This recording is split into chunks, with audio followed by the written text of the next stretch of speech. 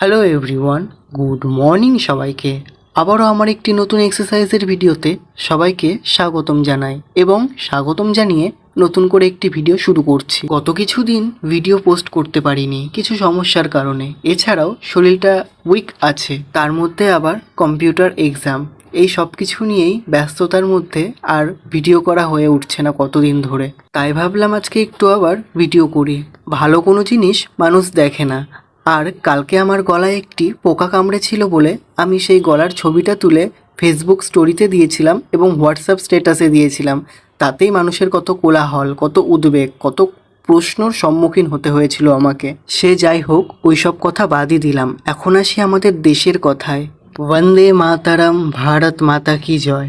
আবারও দেশের প্রতি আরও ভালোবাসা বেড়ে গেল। আমরা সবাই জানি পেহেলগাঁওয়ের ঘটনাকে ঘিরে আমাদের দেশ পাকিস্তানের সঙ্গে যুদ্ধর সম্মুখীন হয়েছে এবং রীতিমতো যুদ্ধ শুরু হয়েছে। সবাই ভগবানের কাছে এই প্রার্থনাই করো আমাদের দেশ যেন জয়ী হয়, এবং ভিডিওটা এখানেই শেষ করছি। আবার দেখা হবে অন্য কোনো ভিডিওতে। টাটা।